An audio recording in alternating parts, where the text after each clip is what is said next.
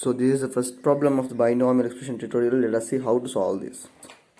Yes, of course, the first of the binomial expression tutorial. The question is, they have given you two sums. So two sums should both of the sums should be factorized, right? So we will do that initially. So the question is you have ax minus ay minus x plus y. You just have to factorize this, right? So in order to factorize this, we will just get the this as a pair and this as a pair, and we will see pairwise we'll factorize initially, and then we will see how it works, right? So that is how we are going to try initially.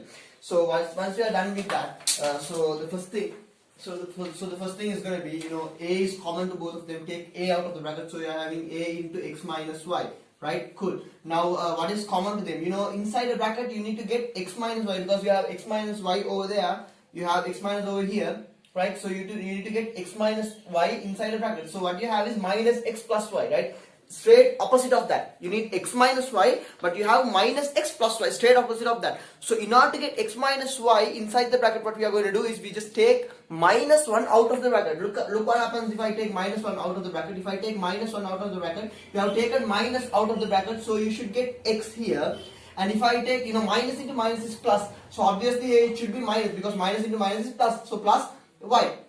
Now you see that x minus y and x minus y is now settled there. Once you have that, take x minus y out of the bracket. Take x minus y out of the bracket, right? So x minus y is common. Take x minus y out of the bracket and put the remaining stuffs inside the bracket. So you're going to have to put a here, minus you have to put 1 here. So this will be your answer for the first algebraic expression question. So the next one is x squared minus 13x plus 40, right? So the next question is x squared minus 13x plus 40, right? X squared minus 13x plus 40. Now initially you have to break this into 2 such that whenever you add them it should make 40, and when you multiply, when you add them you have to break it into 2 such that when you add them it should make minus 13, and when you multiply the coefficient of x it should make plus 40. So we will break this. What are the best numbers? Look at 8 and 5. 8 into 5 is 40. 8 plus 5 is 13. So it seems like the best numbers are minus 8 and minus 5. So x squared minus 8x minus 5x. Look at this, minus 8x minus 5x. They have the same signs. So you have to add them and you have to put the sign of that. So minus 8 minus 5 is minus 13, right? So you have minus 13x.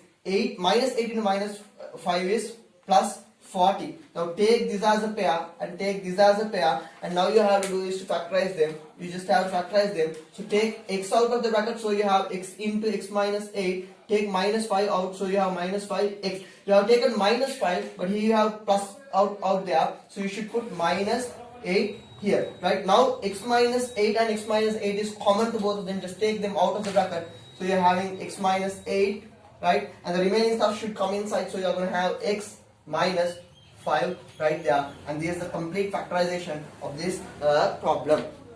So the B part of the first problem is going to be find using factors. You just have to find a value, right? You have to find a value. So we will try to do that also. That's a very beautiful question. Some of you all are thinking how to do this, but it's very simple. It's very, very easy. If you know difference of squares. If you don't know difference of squares, just go back to the quadratic equation.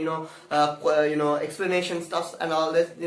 Check all the explanations, so you will understand how to deal with this difference of two squares. The question says that 22 over 7. You have to find using factors. You have to find by factorization the value of this. So it is given that 22 over 7 into 8.5 whole thing squared minus 22 over 7 into 7.5 whole thing squared. So you have a difference. Minus means it's difference, right? So you have minus. If you have plus, you can't apply difference of squares because it's not difference. Plus is not difference, right? Plus is just addition.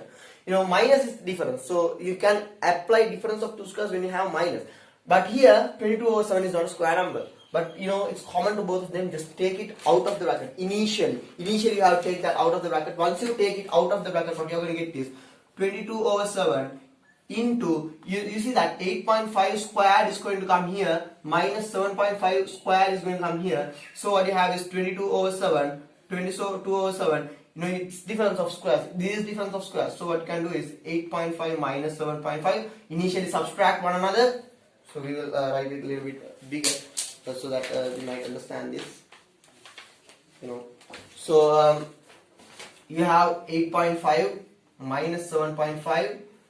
You have to multiply this with 8.5 plus 7.5. So when we do this, look what is going to happen. 22 over 7 is there, you know, it's not going to change. 8.5 minus 7.5 is simply how much?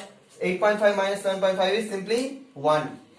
Multiply by 8.5 plus 7.5 is equal to 9 plus 7 is going to be 15. Yeah, solve this. Simple mathematics. Once you do the mathematics, it's very easy, and that is going to be your answer. You know, check whether it is correct. 15, 8, 9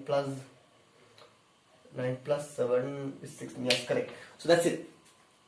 So the next one, last problem of the first question said, the first problem said is you know, 7 over 2x minus 3, 7 over 2x minus 3, 7 over 2x minus 3 minus 5 over 3 minus 2x, right? So solving this or simplifying this, this is a tricky problem. This is a tricky problem, right?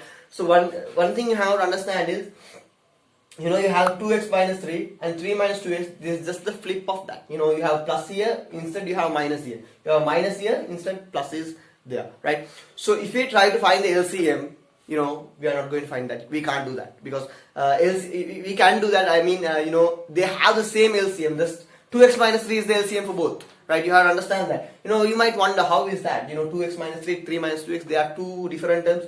No. It's the same. You know, for example, if you have plus 2 and minus 2, plus 3 and minus 3, it's something like that. You know, if you look into the problem and if you have a deep insight to this, you will understand how this works, right? So look what I'm going to do. Look what I'm going to do. 7 over 2x minus 3 minus, I'll multiply up and down by minus 1, so it's going to be minus 5 over minus 3 minus 2x, because I'm multiplying up and down by minus, right? It doesn't make any wrong in the sum, right? I'm just multiplying up and down, right? Whatever the number I like, I can multiply. If I multiply up, I have to multiply down as well. So that is what I'm doing here. So I have 7 over 2x minus 3, right? Minus, right? Minus 5 over, right? Now I'm going to expand this. Minus into minus is plus 2x, plus 2x. Minus into plus 3 is going to be minus 3, right? Now look what happens. 2x minus 3, 2x minus 3. You have the same thing, right? 7 over 2x minus 3 minus, right? Minus into minus is plus, so you can put plus 5 over 2x minus 3, right? So the answer is going to be 7 plus 5 is 12, 12 over 2x minus 3. The interesting fact about this is, you know, once one of your colleagues, right, did this, and she was finding the LCM and all these kinds of things. But later on, you know, what she did was she just multiplied up and down by minus, and you know, she figures out the problem. You know, that's amazing. That's amazing. You know, somehow either you are getting into the problem, or you are understanding the problem is somewhat.